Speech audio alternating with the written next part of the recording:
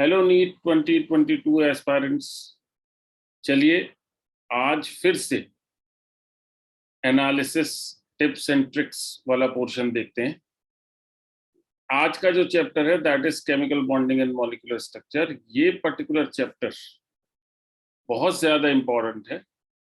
2 to 3 questions at least इस particular chapter से आपको हर पेपर में मिलेंगे, राइट? यानी हर साल 2 से 3 क्वेश्चंस इस पर्टिकुलर पेपर से आते हैं, राइट? सबसे पहले एनालिसिस वाला पोर्शन देख लेते हैं, ठीक है? जो 1988 से 2021 तक का एनालिसिस है, उसमें टॉपिक 1 अगर हम रखते हैं types of bonds, bond parameters and resonance, तो इससे 30 क्वेश्चंस आएंगे इस पर्टिकुलर ड्यूरेशन, राइट? फिर इसका दूसरा इंपॉर्टेंट पार्ट है हाइब्रिडाइजेशन एंड VSEPR थ्योरी। इससे 42 क्वेश्चंस आए, right? And the third one is MOT, molecular orbital theory, hydrogen and metallic bonding. इससे 40 क्वेश्चंस आए। तो इन टोटल अगर आप देखेंगे तो around 110 questions during these years, right?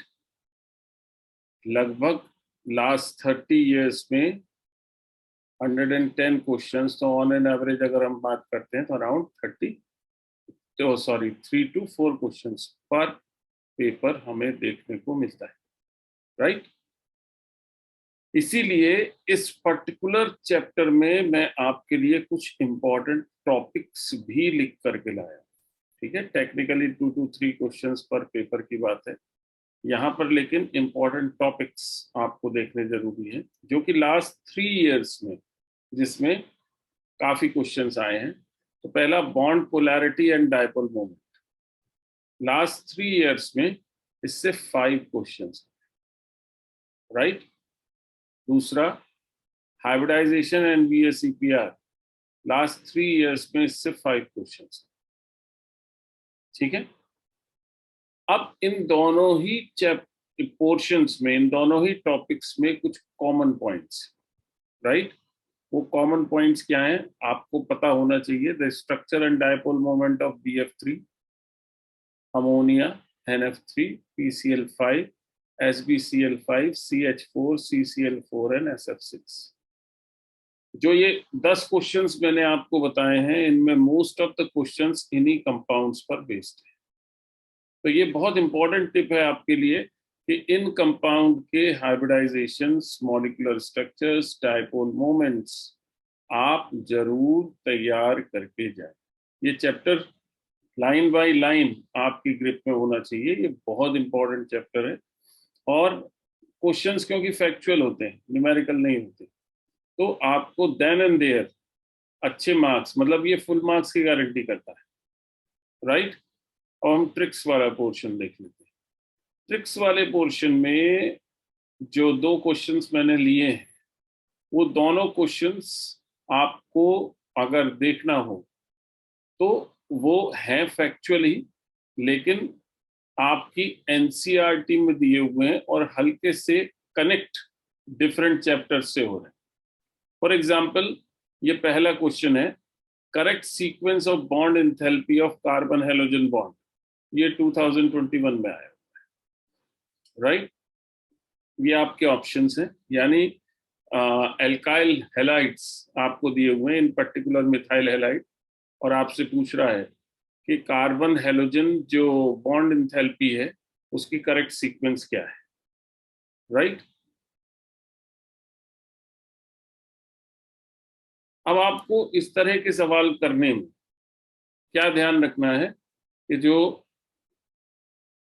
Main atom यहाँ पे लिया है, जैसे यहाँ कार्बन लिया है, इसका और इसके साथ जो हैलोजन है यानी जो दूसरा एटम है, इनके साइज में कितना डिफरेंस है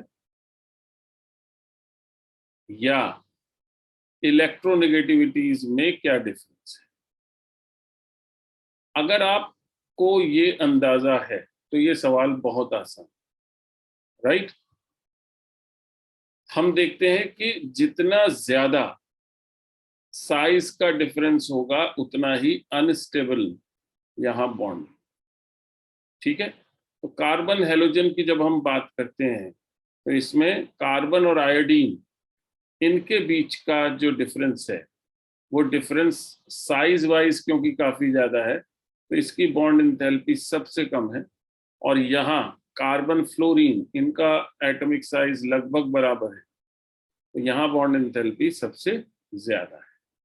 राइट, तो इस तरह के क्वेश्चंस आपसे वेरिएबल तरीके से पूछे जा सकते हैं और वहां पे आपको ध्यान रखना है कि जो सेंट्रल एटम है इससे जुड़ा हुआ एटम, इन दोनों के एटॉमिक साइजेस में क्या डिफरेंस है। राइट, अब एक दूसरे क्वेश्चन की बात करते हैं। इनफैक्ट यहाँ दो क्वेश्चंस मैंने मर्ज किए हैं सो दैट कि आपको समझ में आ जाए कि एक ही चीज से दो सवाल निकल रहे हैं।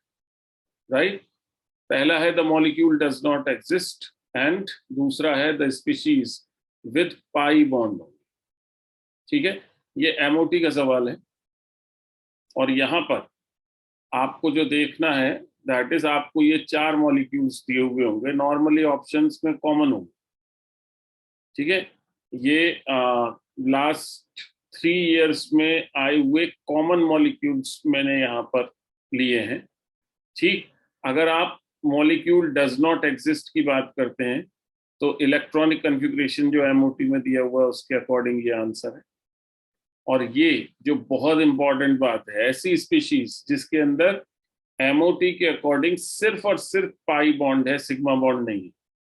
नॉर्मली आप ये जानते हैं कि एक सिग्मा बॉन्ड बनता है उसके बाद ही पाई बॉन्ड बनते हैं, बट C2 आपकी एनसीईआरटी में इसको बताया हुआ है। C2 ऐसी स्पीशीज है जब आप इसके एमओटी के अकॉर्डिंग इलेक्ट्रॉनिक कन्फिग्रेशन निकालते हैं तो C2 ऐसी स्पीशीज निकल करके आती है जिसमें टेक्निकली पाई बॉन्ड ही प्रेजेंट है, सिग्मा बॉन्ड प्रेजेंट नहीं है और ये एग्जिस्ट करती है। राइट, तो थियोरेटिकल एग्जिस्टेंस इसकी है with the pi bonds only. और आपको ये दोनों जवाब याद रखने हैं। आपकी एनसीईआरटी में मॉलिक्यूल्स और उनका इलेक्ट्रॉनिक कन्फिग्रेशन दिया हुआ है जो नॉर्मली दूसरे पीरियड को बिलोंग करते हैं, उसको प्रॉपरली आप अगर तैयार कर लेंगे तो इस तरह के सारे क्वेश्चंस के आंसर आपके हो जाएंगे। राइट, तो आप इस चैप्टर को बहुत अच्छे से तैयार करें। It is one of the most important chapters of your curriculum, of your syllabus.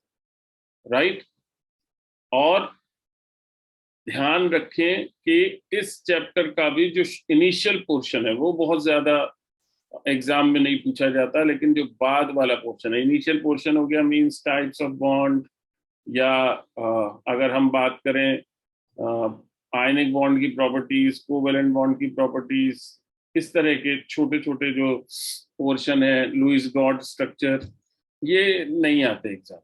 लेकिन वहीं जहां आप proper bond parameters, covalent bonding से स्टार्ट करते हैं तो bond parameters, bond length, bond enthalpy, resonance, इस तरीके के पोर्शंस, फिर हाइब्रिडाइजेशन, VSEPR, देन आपका MOT, ये पोर्शंस पे 100% सवाल आएंगे 2 से 3, उनको बहुत अच्छे से तैयार। राइट, चलिए कल फिर मिलते हैं।